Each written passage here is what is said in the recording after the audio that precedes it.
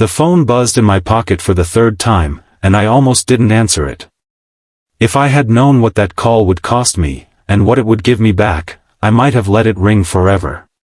My name is Daniel, I was 26 years old, and on the night this story begins, I was sitting in my car outside a gas station with a group of my so-called friends, laughing about something so cruel that I still feel sick thinking about it now. It started as a joke. A stupid, thoughtless joke that spiraled out of three friends dared each other into something ugly. My friend Marcus had found an old dating profile that someone had set up as a prank account, using a photo of a woman none of us had ever met. The profile said her name was Elena, that she was lonely, that she worked the night shift at a 24-hour diner on the edge of town, and that she was hoping someone kind would come find her.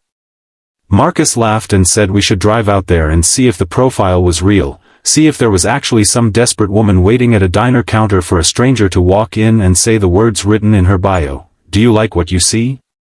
It was supposed to be a joke. A cruel, pointless joke at the expense of someone we assumed didn't even exist. I want you to remember that moment, because everything after it changed me. 20 minutes. That's all it took to drive from that gas station to the diner. 20 minutes that I intended to spend humiliating a stranger for a laugh, and that ended up being the most important 20 minutes of my entire life. If you believe people deserve a second chance, if you believe kindness can undo years of hurt, hit like on this video right now, drop a comment telling me you're watching, share this with someone who needs a reminder that people can change, and subscribe to the channel so you never miss a story like this one. Now let's go back to that night. The diner was called Rosie's, a squat little building with a flickering neon sign and a parking lot with more potholes than pavement. My friends stayed in the car, laughing, filming on their phones, telling me to go inside and say the line from the profile, to see the look on her face, to get the reaction on camera so we could post it later for cheap laughs. I remember my hands were shaking as I walked toward the door, not from nerves about the prank, but from some deeper unease I couldn't name yet. I told myself it was harmless. I told myself she probably wasn't even real. I told myself a lot of things that night to make myself feel less like the person I was about to become. The bell above the door chimed when I stepped inside, and the smell of old coffee and frying oil wrapped around me like a memory I didn't have yet. The diner was almost empty. An old man sat in the corner booth with a crossword puzzle. A trucker sat at the counter finishing a plate of eggs. And behind the counter, wiping down the surface with a rag that had seen better decades, was a woman who looked nothing like the photo on the fake profile, because of course she didn't, because the whole thing was fake, except she was still there, still real, still working, and somehow that made everything worse. Her name tag said Elena. I froze. My mouth went dry. Every rehearsed, cruel line I had planned to say evaporated the moment she looked up at me with tired eyes that still somehow held warmth in them, the kind of warmth that comes from someone who has been through hard things and decided, against all logic, to stay soft anyway. She asked if I wanted a seat, and I nodded because I didn't trust my voice, and I slid into a booth by the window instead of walking up to the counter to deliver my scripted humiliation. Outside, I could hear my friends laughing, tapping on the car horn, mouthing through the glass for me to hurry up and do it. I didn't do it. Elena walked over with a menu and a pot of coffee, and something about the exhaustion in her shoulders made me ask, instead of the line I was supposed to say, a simple and human question, "Are you doing okay tonight?" She looked surprised, like nobody had asked her that in longer than she could remember, and for a moment her rehearsed customer service smile cracked into something more honest. She said it had been a long week. She said her son was sick, and she'd been picking up double shifts to cover the medical bills, and she apologized for rambling to a stranger, and she asked what I wanted to order like she was embarrassed for saying too much. I ordered coffee I didn't want and a slice of pie I didn't need, just to have a reason to stay. And I sat there in that booth, listening to her talk in between the other customers, learning that she was 31, a single mother, that she used to want to be a nurse before life redirected her, that she believed, against every hardship, that good things were still coming for her and her son. I learned that she had been the target of an old boyfriend's petty revenge, a man who had set up that fake profile using her real name and a stolen photo months ago, and that she had been getting strange messages and strange visitors ever since, people showing up expecting some version of her that didn't exist, some desperate lonely woman written by a bitter ex-boyfriend who wanted to humiliate her long after their relationship ended. I felt something twist painfully in my chest. I had almost become one more stranger who walked in to mock a woman who was already carrying more weight than any person should have to carry alone. My friends outside had no idea I had heard this. They thought I was building up courage to deliver the punchline. Instead, I was unraveling every assumption I'd walked in with. I want to pause the story here and ask you something. Have you ever been about to do something you later realized was deeply wrong, and something small stopped you just in time? Tell me in the comments below, because I think more of us have that moment than we admit, and I think it's important we talk about it instead of pretending we've always been the good guy in every story of our lives. That night, I didn't tell Elena about the prank. I was too ashamed, and I told myself I'd explain another time, though some coward part of me wondered if I'd ever come back at all. I paid for my coffee and pie, left a bigger tip than I could really afford, and walked back out to the car where my friends were laughing and asking if I got it on camera, if I said the line, if she reacted the way we imagined. I told them I couldn't do it. I told them to just drive home. Marcus called me soft. Another friend called me a coward. I didn't argue. Maybe I was both of those things that night. But I also knew, somewhere underneath the humiliation of backing out, that I had done the one right thing in an otherwise ugly plan. I didn't sleep that night.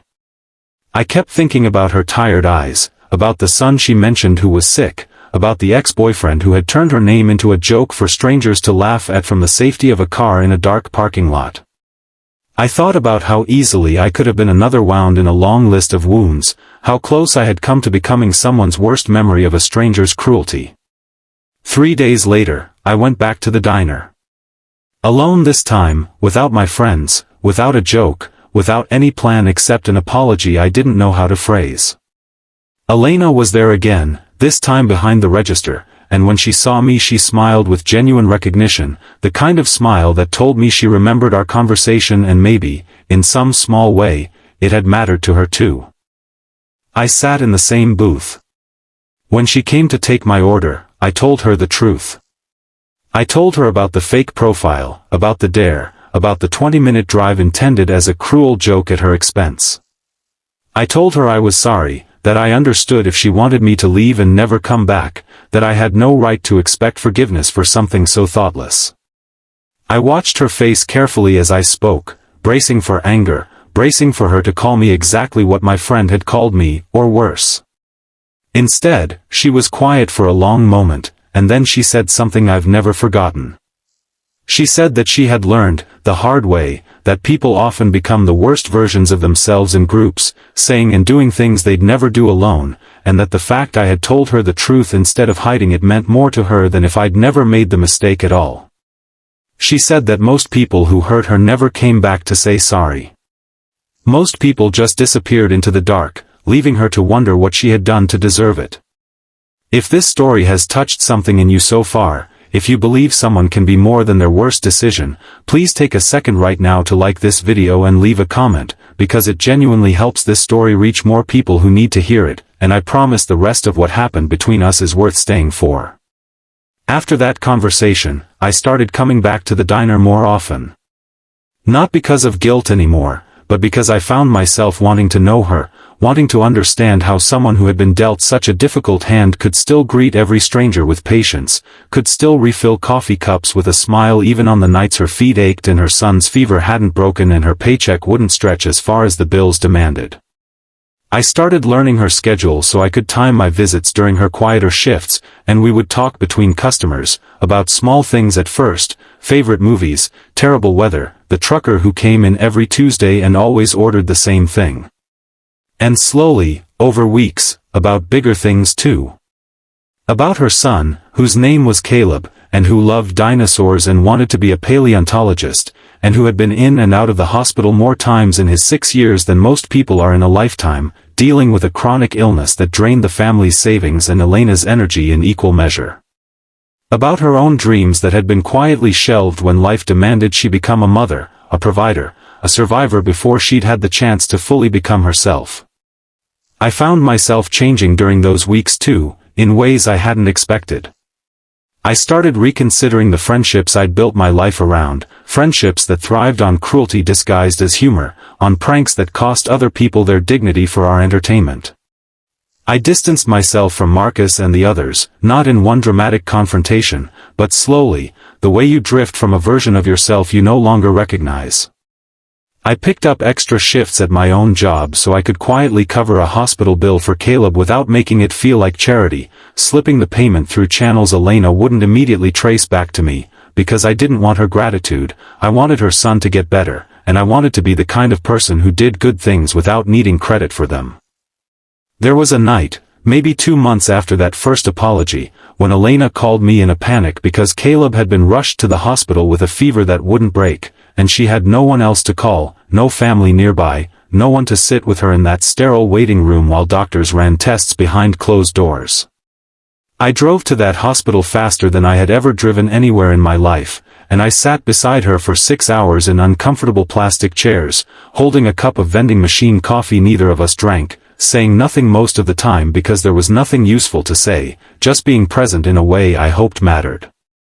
When the doctor finally came out and said Caleb would be okay, that it was a bad infection but treatable, Elena broke down crying, and I put my arms around her without thinking twice, and she let me hold her, and in that moment I understood that whatever this had become between us, it was no longer about guilt or apology or making amends for a cruel prank.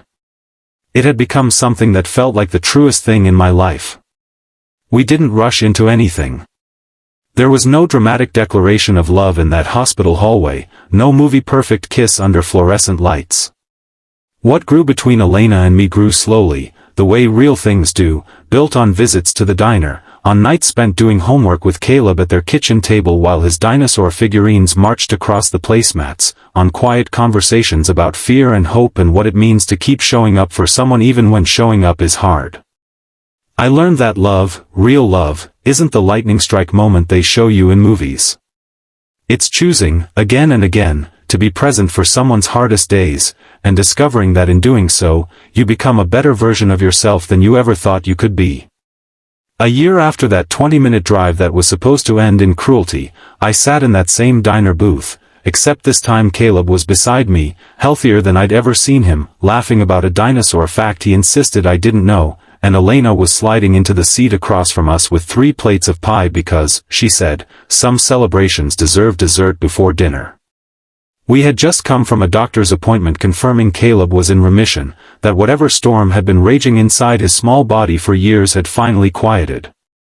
I remember looking at the two of them in that moment and thinking that the version of me who drove to this diner intending to humiliate a stranger for a laugh felt like a different person entirely, someone I barely recognized, someone I was ashamed of but also grateful to, because without that terrible plan, I never would have found my way to this table, to this family, to this life that felt more like home than anything I'd known before. I think about that fake dating profile sometimes, the one some bitter ex-boyfriend created to hurt Elena long after their relationship ended. I think about how cruelty, even when it's meant to wound, can sometimes crack open a door that leads somewhere unexpectedly beautiful. I don't say that to excuse what that man did to her, because what he did was wrong and it caused her real pain and real fear for months. But I do think there's something worth holding on to in the idea that we don't always know, in the moment, whether the road we're driving down will lead to shame or to grace. Sometimes it leads to both, one right after the other, if we're willing to stop, to look honestly at what we're doing, and to choose differently before it's too late. If this story moved you even a little, if somewhere in these words you found a reminder that people can change, that kindness shown to a stranger can rewrite the direction of your whole life, please take a moment to like this video and share it with someone who needs a little hope today. Your comments mean more to me than you know. They tell me this story reached someone, that it mattered beyond just being words on a screen. And before I close this out, I want to ask you something directly. Comment the word kindness below if you believe, like I do now, that a single honest choice can change the entire direction of someone's life. I read every single comment, and I want to know how many of you are out there believing in second chances the way Elena believed in mine. Elena and I got married 18 months after that first apology in the diner booth. Caleb was our ring bearer, walking down a short grass aisle in his grandmother's backyard, wearing a bow tie printed with tiny dinosaurs because he refused to wear anything else, and Elena cried through most of the ceremony, and so did I, and so, I'm told, did half the guests, including 2 of my old friends who had reached out months earlier, ashamed of that night at the diner, wanting to make their own kind of amends. I forgave them, the way Elena had forgiven me, because I had learned by then that holding on to someone's worst moment forever leaves no room for who they might become. I still drive past that gas station sometimes, the one where this whole story began with a dare and a phone buzzing in my pocket. I don't feel shame anymore when I pass it, not exactly. I feel something closer to disbelief, the kind of disbelief that comes from realizing how close you came to missing the best thing that ever happened to you, all because of one 20-minute drive you almost made for all the wrong reasons. I drove there to ask a stranger if she liked what she saw, meaning it as a cruel joke, a punchline, a piece of casual humiliation to be laughed about and forgotten. Instead, it was me who found something worth seeing. It was me who looked into a tired, kind, resilient woman's eyes and saw a whole world I didn't know I was missing. I drove 20 minutes for a prank. I stayed, and I kept staying, because of her, because of who she was, and because of who I became by choosing, in that one small diner, to finally be honest instead of cruel. Thank you for staying with this story until the end.